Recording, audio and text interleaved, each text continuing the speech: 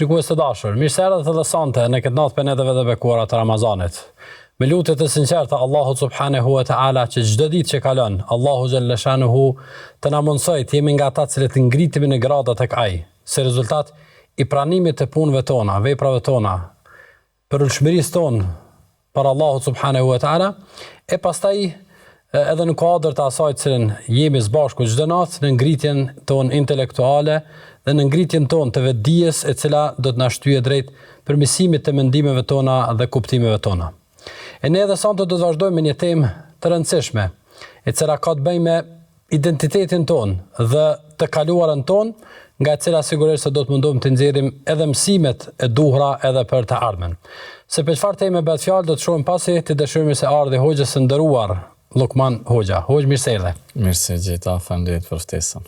E dim që gjatë këtij muaji ke pas angazhime të shtuara bashkërisht, sikur të njëjtë. Besoj që ja keni dalë mirë, lutem Zotin e Madh t'ju shpërblej. Amin, edhe ju gjithashtu për kontributet e angazhimet, po mundohemi bashkërisht me dhënë një mesazh të mirë për gjithë ata që na përcjellen. Zotin e Madh të na pranoj e pastaj çështja e suksesit dhe rezultatet në dorën e Zotit.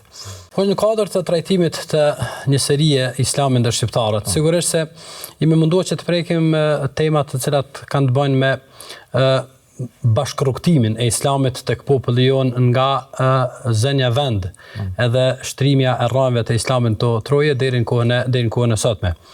Pas parasysh se populli jon nuk ka kaluar për situata gjithmonë të favorshme dhe ka kaluar për sfida jo të lehta. Çfarë mund të na thuash, cili është roli i Islamit në nxitjen dhe në mbajtjen gjallë të shpresës dhe optimizmit tek ne? Gjithsesi, me vërtet temë e qelluar dhe Islami është pjesë e identitetit shqiptar prej kur njihet dhe flitet shqipja. Edhe në të njëjtën kohë dhe mësimet e Islamit dhe temat që janë në fenë tonë janë pashtu të mishruara në praktikat tona shqiptare. Ne si besimtar çështjen e shpresës, optimizmit e kemi pjesë të besimit. Realisht ajo nuk është vetëm një dëshirë, një emocion, por është pjesë përbërëse e imanit, sepse imani, besimi tek besimtarët përbëhet edhe nga shpresa, po edhe nga frika nga madhëria Allahut te barekuhu teala, e cila kurorzohet me mesin e artë që është dashuria për Allahun azza wa jall. Shpresa në Zotin e Madhnuar është pjesë e besimit, kuptimin që mas pari ne besojmë se Allahu te barekuhu teala është i plot fuqishëm, është i gjithë urti, dhe kur besojmë se kemi një Zot me këto cilësi dhe atribute hynore, padyshim që gjithmonë shpresa na mban gjallë në besimin dhe lidhjen me Zotin. Prandaj edhe Allah azza wa jall këtë çështje ka theksuar në Kur'an dhe pejgamberi alayhis salatu wasallam në hadithe e prej tyre thot Allahu faman kana yarju liqa'a rabbih falyamal 'amalan salihan wa la yushrik bi ibadati rabbih ahada. Ata që synojnë, që shpresojnë të takojnë Allahun azza wa jall, që është pjesa e shpresës, normalisht që duhet të besojnë ditën e gjykimit dhe të bëjnë vepra të mira. Andaj gjithmonë besimtarët janë të stolisur me adhurimin e shpresës, që është pjesë e adhurimeve të zemrës, sepse ritualet në Islam dhe adhurimet mund të ndajmë edhe në ato fizike që janë më praktike që shihen, e që gjithsesi janë të rëndësishme, por ato të zemrës zënë vend shumë të rëndësishme në fenë tonë, sepse janë baza edhe motori edhe energjia cila i lëviz njerëzit edhe në jetën praktike. Shpresa në Zotin e Madhnuar është prej adhurimeve shumë të rëndësishme që e mban edhe njerën gjallë, por edhe shoqërinë edhe komunitetin përgjithësi. Pra gjendja e shpresës tek njerëzit nuk është, nëse mund të themi, nuk është gjendje emocionale, edhe gjendje momentale që ata mund ta përdorin për momente të caktuara, por është bindje e cila buron nga besimi. Po, definitivisht besimi në Islam përbëhet edhe prej besimit që është baza besimi me zemër, edhe praktikat e veprave, gjymtyrve, edhe gjithsesi shpresa në Allahun azza wa jall, që pavarësisht që është emocion njerëzor, që njerëzit shpresojnë qoftë në situatë komoditeti, rahatie, por edhe në situata vështirësie, ne si besimtarë kemi pjesë të pandashme të besimit tonë. Gjithmonë jemi të shoqëruar me shpresën në Zotin, shpresën në faljen e Tij, shpresën në shpërblimet e Tij, shpresën në një të ardhme më të mirë, në të njëjtën kohë si balancë që është edhe frika, sepse ne jemi njerëz, kemi mangësi, edhe Zoti madhnuar sikur që e ka shpërblimin për vepërmirët, e ka dhe ndëshkimin për kriminalet, zullumçarët, e që ne friksohemi se ndonjëherë mund të jemi prej atyre edhe ruhemi nga kjo gjë. Por definitivisht shpresa është ajo që na mban. Mandej i dërguari alayhi salatu wasalam nëpërmjet Allahut azza wa jalla ka treguar se Allahu e ka lavdëruar të menduarit mirë për Zotin. E gjithmonë njeriu kur mendon mirë për Zotin, mendon në anën pozitive, se Zoti është falës, mëshirues dhe ai i cili pavarësisht gjendjes që kalojnë njerëzit, do t'ja lehtësoj situatën dhe do t'ja jep. Pikërisht që e fundit po do më ndal. Jetën normale, njëri kur është në një lloj komoditeti, rahatie, lirie, mund të themi se ka lehtë të ketë mendim të mirë për Zotin, edhe të ketë shpresë, edhe të ta bazoj këtë shpresë në diçka që është e prekshme. Por si t'ja bëjmë në kohën kur jemi në vështirësi, në kohën e sprovën, kur tash nëse po flasim për një periudhë të historisë së popullit tonë në kohët e shtypjeve të ndryshme, në kohën e robrive të ndryshme, ku e gjetën ata njerëz motivin, forcën, po themi besimin, optimizmin, që ata të mendojnë mirë pavarësisht situatave që ata ishin. Shumë e vërtet, populli jonë, populli vogël këtë vend, edhe pse autokton, ka vujt shumë prej pushtuzve ndryshëm, erdhi Gjermani, Italiani, Bugari, Serbi më në fund, edhe me të vërtet ka pas vështirësi të jetesës edhe të mbijetesës. Por ajo që përmendëm në fillim, besimin në Zotin dhe lidhja e identitetit fetar, edhe me situatat edhe aspektet kombëtare, ka ndihmu shumë sepse në besimin tonë si musliman që jemi, pjesë e adhurimit të shpresa që e përmendëm, edhe bindja se Zoti madhnuar është i plot fuqishëm. Dhe se gjatë gjithë historisë e njerëzimit, Zoti madhnuar na ka treguar për popujt të ndryshëm, vujtjet e tyre, sukseset e tyre. Edhe është ajo që shpesh nështë edhe të populli, përmendet një ajet shumë i njohur, inna ma'al usri yusra, që zakonisht thojnë pas vështirësisë vjen lehtësimi, edhe këtë ajet e citojnë në gjuhën shqipe masë e madhe e popullit, edhe sa herë që gjinë në vështirësi, thonë që mas vështirësisë vjen lehtësimi, që realisht, në atë kuptimin më bazik, me vështirësinë vjen lehtësimi. Dhe kjo ajet përsëritet edhe një herë, inna ma'al usri yusra, që kjo bindje në këtë koncept i ka mbajtur gjithsesi popullin tonë shqiptar se kemi vështirësi, por do t'ja dalim. Kemi vështirësi, por do t'ja dalim, se Zoti madhnuar i ka premtuar besimtarëve që të t'u lehtësoj gjendjen. Mirë po, jeta është me sprova dhe duhet njerëzit të testohen ato sprova për të kaluar pastaj në suksesin në arritje që sot falë Zotit jemi në një begati dhe komoditet mjaft të mirë. Zakonisht në kohët e vështirësive, ato janë si rezultati padrejtësive, sepse po të kishte drejtësi dhe po të ishte, po themi ajo, pamja e njerëzve ndaj tjetrit me vlerësimet që Zoti i ka bërë dhe të drejtat që Zoti u ka dhënë njerëzve që të jetojnë të lirë dhe të kenë drejtën e zhvillimit të jetës së tyre, madje edhe të besimit të tyre, sigurisht se nuk do të ishte kjo. Nuk do të ishte situata e padrejtësive as e shtypjeve të ndryshme kështu me radhë. Dhe kohët e robrisë dhe të shtypjes janë padrejtësi, sigurisht. Dhe çush më bën ndaj atyre të cilët na bojnë padrejtësi. Po. Shumë e vërtet, njeri është zullumçar në këtë dynja, megjithëse që Zoti madhnuar i ka dhënë begatit dhe mirësit për krejt njerëzit. Edhe subhanallah, nëse e shohim rrezullin toksor, edhe i shohim padrejtësitë e njerëzve që njerëzit po them të kopshte dhe lumejve dhe i kanë pushtuar zonat e shkretëtirës, të i pas gjitha begatit, në nënkuptën se krejtve Zoti ju ka dhënë mirësi.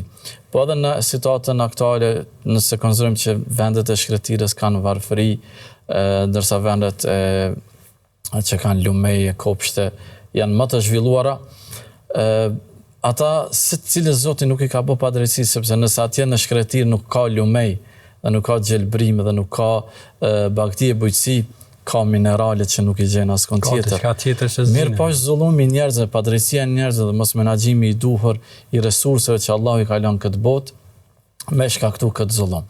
Edhe normalisht ajo dëshira dhe egoja njerëzve për të pas pushtet, për të ashtri pushtetin, fatkeqësisht neve si popull më i vogël kemi qenë, si me thanë, cak edhe synimi i shumë popujve për rreth zullumçar. Por elhamdulillah që me gjitha të vështirësi, besimtarët duke pas bindjen e plot në drejtësinë absolute të Allahut, e pranojnë se kjo është një situatë e sprovës. Edhe sprova është pjesë e besimit. Efhasibun nasu an yaqulu amanna wa hum la yuftanun. A mendojnë njerëzit që të thojnë ne jemi besimtar, kemi zemrën e mirë, edhe mos me u testu, mos me u sprovu, gjë që janë testu pejgamberët e Zotit që Allahu i ka dërguar pejgamber, për ta kumtu fjalën e Zotit, për ta shpërnda mirësinë, megjithatë janë testu dhe janë sprovu me luftra, me vujtje, me varfëri, me vdekjet antarëve të familjes, sprova të randa për secilin, saqë secili njeri kur i shes provat e veta veç le ta krahason me më të dashurin e Allahut, Resulullah ﷺ e gjen në lehtësim. Edhe ne si popull duke qenë këto situata të zullumit padrejtësive, kemi bindjen në drejtsinë e Zotit, drejtsinë absolute. Në veçantë kur Allah Azza wa Jall na ka treguar dhe ka thënë wala tahsabanna Allaha ghafilan amma ya'malu adh-dhalimun. Kurse si mos e mendoj që Allah është i shkujdesshëm nga ajo që bëjnë zullumçarët.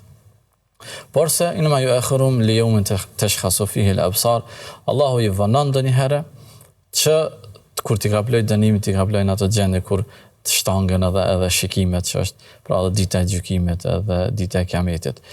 Edhe ky besim na ka mbajtur fuqishëm dhe i ka mbajtur gjithë ummetin islam. Edhe sot e kësaj dite kur kemi vujtje se këto vujtje nuk po nalen. Ne ndoshta si popull jemi rahatu, po e kemi popullin e Gazës edhe të cilët domethënë po e shohim se përpara nuk janë ditë historitë mes njerëzve derisa janë shkruar, tani po i shohim në gjendjen aktuale se çka është ai që i mon këta njerëz vetë se besimi në drejtsinë absolute të Allahut, edhe ajo që falim për fillimit shpresa se një ditë do të bëhet mirë dhe do të kalohet kjo situatë. Përmene se njerëzit kanë qenë të bindur edhe i kanë pas të bindje. Sigurisht se këto e kanë pas një burim. Në që se flasim për ata cilët ua kanë përcjell këto mesazhe njerëzve, sigurisht se kanë qenë hoxhallarët, kanë qenë prisit fetar, kanë qenë ata cilët ndoshta kanë bën lidhjen më të mirë mes fjalëve të Zotit dhe përcjelljes së tyre tek populli, që realisht është edhe misioni i çdo hoxhe.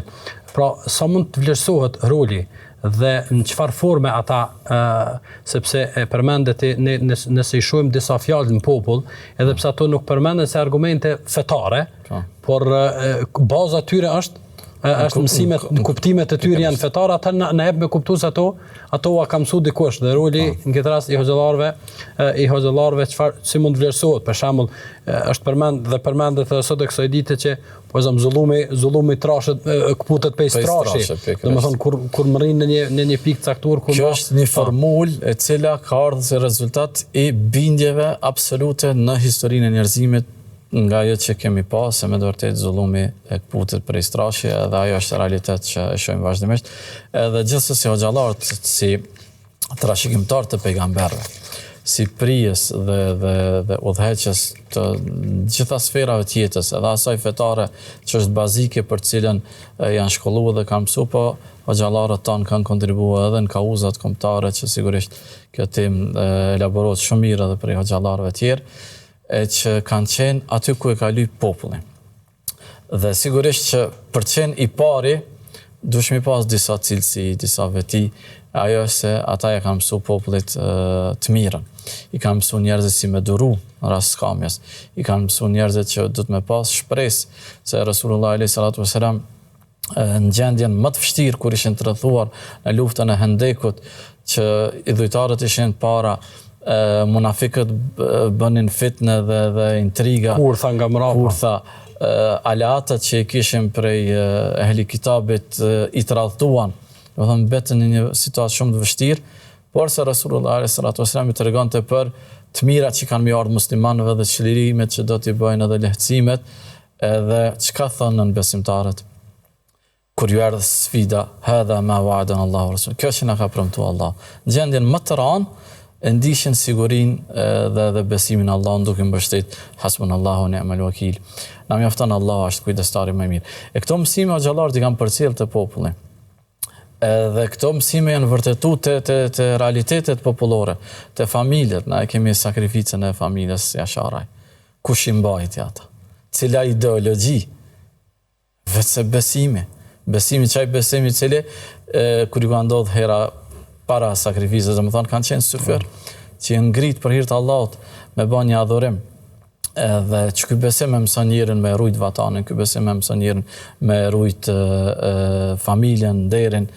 Pa dyshim që xhallarët gjithmonë janë kanë në kohën e dur, në vendin e dur, duke i mësuar njerëzit krejt mësimet e fesë. Duke i kalit në besim, duke i mësuar mbështetjen në Allahun, duke i forcuar sabrin, duke i treguar shpërblimet e Zotit për durimtarët, për vepërmirët, dhe kjo si rezultat i këtyre mësimeve, edhe popullata kanë përfituar dhe kanë qëndruar stoik në këto situata të rënda. Hoxh, nëse i referohemi kësaj mendësie të përcjellur nga xhallarët tek njerëzit. Dhe sigurisht një diçka e cila pastaj e kemi pasur që ka dhënë rezultat. Dhe sado që është vonuar ndoshta pa dyshim që në momentin e duhur dhe në momentin që Zoti e ka caktuar ajo, i ka dhënë frytet e veta. Në këtë lloj optimizmi dhe shpresë që mësimet e fesë, këtë rast edhe xhallarët e kanë përcjell tek populli, përveç aspektit edhe anës po themi të lirisë edhe të shpresës, të aspektin e faljes së gjunaheve kështu me radhë. A mund të themi se kjo mënyrë e të menduarit ka qenë shumë e domosdoshme edhe në organizimin e jetës brenda familjeve, për shembull në atë kohë kur njerëzit nuk kanë pasur kushte të mjaftueshme, po themi, ose kushte çfarë janë sot, megjithatë bindja në Zotin, në shpresë dhe optimizmi ka bërë që me i bë me i lind mas pakti 6-7 fëmijë, 7-8 fëmijë e kështu me radhë. Edhe me jetu me këtë shpresë në situatat më të vështira. Më bë pjesë e përditshmërisë. Domthon, a do thotë kjo që tash koha që po jetojmë është aktivizuar ose është rrit shumë niveli i dëshpërimit të njerëzit si rezultat i pasigurisë dhe cilat janë pasojat që jemi tu i pa ndoshta tani para se me paralajmëru për pasojat për të ardhmen. Po gjithsesi, domethënë dëshpërimi fetarisht është i ndaluar. Ne jemi të porositur për shpresë, dhe shpresa është pjesë edhe e përditshmërisë edhe nështë identitetit, të lidh prej asaj që përmendet më herët fjalët e urta. I myti vdes i fundit, domethënë njerëzit shpresën e kanë atë litarin që kapën vazhdimisht edhe nuk e lëshojnë. Ose të njëjtën kohë shprehja inshallah, nëse don Zoti, është një shpresë që ti i dorëzohesh para Allahut, edhe ajo është pjesë që njerëzit madje edhe jo muslimanët, domethënë shoqëritë ku janë të përzira muslimanë dhe katolik, është pjesë e fjalorit, inshallah e thojnë edhe pse ata nuk janë praktikues të fesë, sepse është bë pjesë e përditshmërisë. Në të kundërtën, me humb shpresën në Zotin, tu i pas gjithë këtë bindje, me vërtet është e rëndë, edhe këto nuk e bën vetëm një njeri që për një me është në një situatë mendore jo të mirë, jo të shëndosh, që me kalun këtë situatë. Për Zoti madhum neve na ka qortu në këtë dhe shembujt që po flasëm vazhdimisht që me pas një shembulltyr Jakubi a.s. Çfarë vujtje kishte, mirë po kur nuk e hubi shpresën në Zotin, edhe kur i nisi djemtë e vet, se mori vesh që atje mund ta gjenë Jusufin ose ta kërkojnë, ju tha wala tayasu min rauhillah, mos e humni shpresën në Zotin. Innehu la yayasu min rauhillah illa al-qaumul kafirun. Se nuk e humb shpresën në Zotin vetëm sa ata që janë mohues, ata që nuk e besojnë. Edhe pse praktikisht po thuaj se ishte pamundur. Diçka e pa imagjinueshme për realitet, por besimi i fortë e bani atë. Masnë Zoti madhnum na ka tërheq vrejtjen në situatat më të rënda ku njeriu realisht e logjikshëm është me humb shpresën, kur është i zhytur mëkate, kur i ka humbur të mirat e dunjas, e familjen, në gjendje të mjerueshme. Qul li ibadi si thot Allah azza wa jalla në Kur'an, Kul ja ibadi alladhina asrafu ala anfusihim la taqnatu min rahmatillah. Thuaj o robërit e Zotit që e keni zhyt veten mëkate. Jeni thellu, ma nuk shifni dritë. Mos e humni shpresën e Zotit. Domethënë kësi situata më të rënda. Për atë arsye, pjesë e besimit më ndërlidhet te fillimi, ashtu siç është shpresa, pjesë e imanit, edhe humbja e shpresës është pjesë e mosbesimit. Prej atyne fjalive ose citateve të akidës tahawije që nështë pak prej fjallet që e majnë men, thot Imam Tahawiu, el-amnu wal-iyasu yanqulani an millati l-islam. Siguria dhe dëshprimi e nxjerrin njeriu nga feja. Do të thotë siguria e plot që me ty nuk ka, ti je xhenetli, krejt tjerët janë atje poshtë, një garancë vetvetes, nuk i duhet kjo besimtar. Po edhe humbja e shpresë më thonë që s'ka shpëtim për mu, kjo nuk është pjesë e besimit besimtarët sepse ti po ja mohon atributet e faljes Allahut azza wa jall. Hoxh, kur po flasim për shpresën e optimizmin me këto mekanizma edhe këto kuptime, a mund po themi që ndokush mund ta kesh kuptoj dhe mund ta kesh përdor pastaj shpresën dhe optimizmin se do të bëhet mirë dhe bëhet mirë, duke mos i kry, si thon, detyrat e shtëpisë, pra ato të cilat nga ne kërkohet fetarisht që të kryhen si detyra dhe si obligime. Sepse nëse flasim për poezam edhe për familjen Jashari, edhe shpresa dhe optimizmi i kanë bajt që do të bëhet mirë, po pastaj për të bë mirë ata kanë qenë të gatshëm të sakrifikohen komplet si familje dhe shumë familje tjera dhe shumë dëshmorë tjerë të cilat kanë dhënë. Pra mes të parës dhe dytës si duhet me jetun andra, ose me pa andra me sy hapur. Normalisht që nuk kuptohet kjo prej optimizmit, edhe optimizmi edhe si emocion, edhe si parim fetar, është gjithsesi ndërlidhur me vepra. Me realitetet të cilat të dëshmojnë këtë optimizëm. Dhe prej gjanave më konkrete që feja në mëson është edhe ajo që citova në fillim, فَمَنْ كَانَ يَرْجُو لِقَاءَ رَبِّهِ فَلْيَعْمَلْ عَمَلًا صَالِحًا وَلَا يُشْرِكْ بِعِبَادَةِ رَبِّهِ أَحَدًا. Ai që synon me taku Allahun, shpreson me taku Allahun, nuk është pjesa e mbetur ajetit që letë mbetet me këtë shpresë dhe do të realizohet. Por letë bën veprat mira, cilat e kënaqen Allahut, me cilën synon botën tjetër, edhe normalisht le ta plotson kushtin bazik që ti mos i bëj adhurim shirk Allahut në adhurimin e tij. Nëse plotson këto dy gjëra minimale, atëherë ka të drejtë me shpresu. Ose prej fjalëve që kanë elaboruar, domethënë Hasan al-Basriu, ose transmetohet si athar si hadith, ليس الإيمان بالتمني ولا بالتحلي وإنما ما وقع في القلب وصدقه العمل. Nuk është imani, besimi, nëse më thonë fontan dëshiras. Shpresa, dëshirë imagjinare. Dëshira, iluzione, do të futemi në xhennet, Zoti ka faljen e madhe, por ky besim dhe kjo shpresë duhet të vërtetohet me besimin në zemër edhe praktikën e veprave fetare. Edhe gjithmonë feja jonë është fe teorike edhe praktike. Lidhje me Zotin dhe aspekt praktik. Lidhje devën pastaj mbështetje. Mbështetja në Allahun është kulminante, se ti kur i dorëzohesh Allahut nuk i ma gajle tjetër. Edhe kur ja lën në amanet Allahut e vlatet tu pasurinë tënde, mos baj ma gajle tjera. Mirë po, kjo amanet, kjo dëshirë, kjo lidhje e fortë, do të më realizu me gjana praktike, sepse Zoti na ka lënë këtë botë për të jetuar, për të vepruar, për të praktikuar. Edhe marrja këtyre sebepeve e dëshmon lidhjen e fortë me Zotin, edhe jep rezultatin cilin Zoti ka premtuar për besimtarët. Jemi ka fundi i minutave. Ti e din mirë domosdoshmë që vjen kur të afrohen minutat e fundit. Nëse flasim pak për periudhën e fundit, po themi luftën, pas luftën, periudhën e tanishme, është një distancë kohore në për cilën ne kemi kalu dhe kemi kalu në për shumë gjendje. Ishte një kthim pas lufte me një shpresë, me një optimizëm të madh, me një vullnet të jashtëzakonshëm se do të ndërtojmë, do të bëjmë kështu me radhë. Kaluan kohë të caktuar, pastaj një dëshpërim i madh në popull, një pasiguri, një ikje e rinis, e njerëzve më të vlefshëm dhe më të shtrenjtë tek ne. Sigurisht se kësaj kanë këtë gjendje e kanë ushqyer edhe instanca të ndryshme ku po themi nuk kanë pa asgjë mirë, kanë pa vetëm keq e kështu me radhë. Nëse i kthehemi të kaluarës dhe kohës ku ne kemi ditë të mobilizohemi, të shpresojmë dhe të jemi të optimist në situata shumë të rënda, çfarë mund t'ju thuash sot rinis edhe gjeneratave të ardhshme për optimizmin, për të ndërtimin e të ardhmes tonë në kushtet, në situatën, në gjendje çfarë jemi.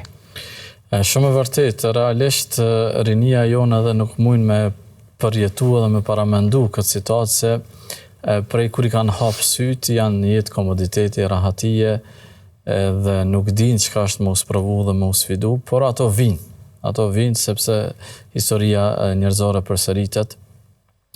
Edhe normalisht gjithherë kthimin në mësimet e fesë, mësimet, shembujt e pejgamberëve. Madje Allah Azza wa Jall ka treguar se edhe pejgamberët e Zotit, edhe popujt e tyre kanë pas gjendje kritike, situata të vështira, hatta idha stay'asa ar-rusul wa dhannu annahum qad kudhibu ja'ahum nasruna fanujjiya man nasha.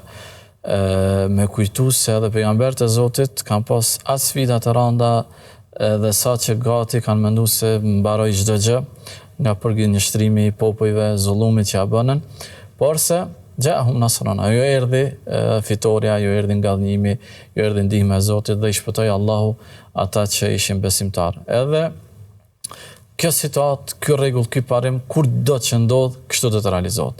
Vjen vështirësia, vin sfidat, vin sprovat, të cilat duhet me ditë me i menaxhu, tani kjo shkollë në veti, si me të i kalu sprovën, si me të i kalu sfidat, si me të i kalu fitnet, dhe se cila kategori me të lashet e veta, nuk ka një formull për gjitha njëjtë, dikun vynë sabri, dikun vynë angazhimi, dikun vynë shpresa. Mendoj që rinia jonë, kurdo që do të ballafaqohen me këto situata, përgjigjet i kanë të mësimet e Zotit. Po për mos me u vënu, let jenë në vazhdimsi me mësimet e Zotit, let jenë vazhdimsi me shëmbëltyrat e pejgamberve, let jenë vazhdimsi me historinë e popullit tonë, sepse nëse na e harrojmë historinë, harrojmë vetveten, nëse harrojmë veten, sot realisht kemi rini që në vërtet janë të shkëputur nga identiteti, edhe fetar, edhe kombëtar, edhe tradicional, edhe domethënë vetëm fizionomia tregon që janë shqiptar, por ndryshe nuk ka mbet diçka. E kjo është humbja më e madhe realisht në situatë komoditeti, në situatë rahatie, me humb veten, atëherë kur kanë tentuar me dhunë, me tanke, me gjithçka me na asimilu, me na zhduk, nuk kanë mujt. Tashin ne po i ekspozohemi edhe po thojmë që sikur jemi të turpshëm nga realiteti dhe identiteti që kemi. Gjithsesi lidhja me fen, lidhja me Zotin është ajo që i ka mbajtur njerëzit në situata më të vështira, edhe padyshim që në situatat e komoditetit e kanë edhe shumë më lehtë. Ne do të mbetemi me shpresë dhe optimizëm dhe do ta përcjellim këtë. Shpresojmë dhe urojmë që edhe muji Ramazan të jetë muji i cili kultivon shpresën, optimizmin dhe lidhjen e robët me Zotin. Hoxha, ishte kënaqësi. Allahu shpërblet. Gjithashtu faleminderit. Zoti ju nderoft. Shikues të dashur, popullin ton e ka përcjell dhe e kanë përcjell vështirësi, padrejtësi të mëdha. Besimi ishte parësor dhe ishte baza nga e cila u formua mendimi i këtij populli. E në mendimin e thellë të këtij populli ishte shpresa dhe optimizmi se një ditë do të bëhet mirë. E këtë do të bëhet mirë kishte burra dhe gra të cilët e shoqëruan me punë, aktivitet deri në flim. E neve nuk na mbetet asgjë tjetër përveç se të kemi bindje dhe shpresë në Zotin e Madh për të ardhmen e mirë të popullit e të kryejmë detyrat dhe përgjegjësitë të cilat i kemi para vetes. Dhe në takimin tjetër, Allahu xhalla shanu i pas mëshirën dhe rahmetin e tij.